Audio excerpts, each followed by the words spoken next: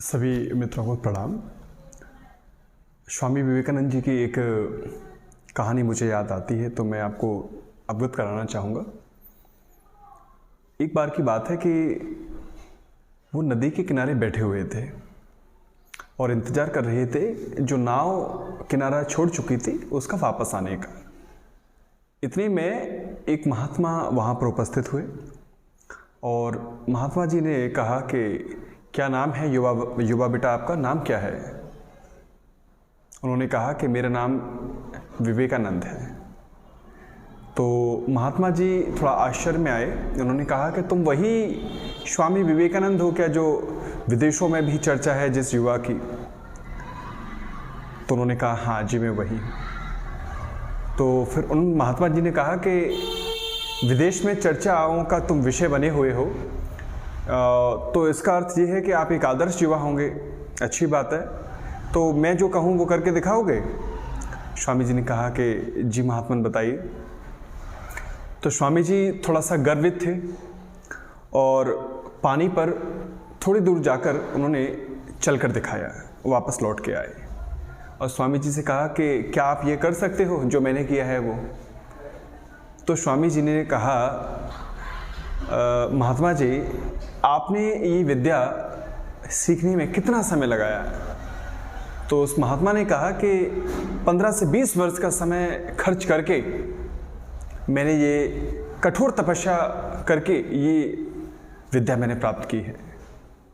इतने में ही नाव वापस आ जाती है और स्वामी जी फिर महात्मा जी से कहते हैं कि महात्मन ये बिल्कुल सत्य बात है कि आपने 20 वर्ष लगाकर ये गुण प्राप्त किया है, अच्छी बात है, लेकिन जिस चीज़ के लिए चंद पैसे देकर काम किया जा सकता है उसके लिए आपने 20 वर्ष खर्च कर दिए।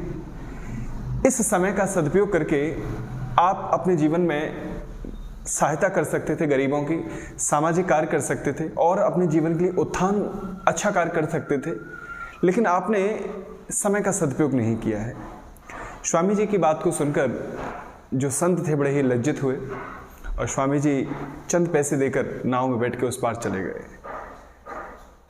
तो दोस्तों कई बार क्या होता है कि जैसा कि हम सभी जानते हैं ईश्वर ने हम सभी को 24 घंटे दिए हैं, तो 24 घंटे का हम कितना समय सदुपयोग कर पा रहे हैं?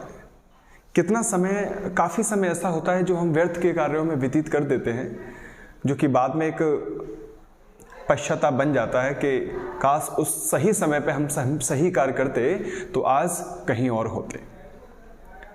तो अपने समय का थोड़ा नियोजन करना सीखें। ऐसे कार्यों में व्यर्थ अपना समय को ना गंवाएं जो महत्वहीन है।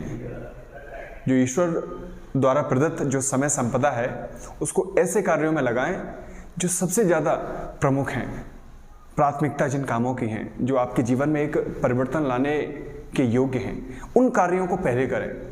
यदि कुछ कार्य बचता है, उसके अलावा जो समय बचता है उसके बाद अपने माता पिता और अपने परिवार को समय देना चाहिए।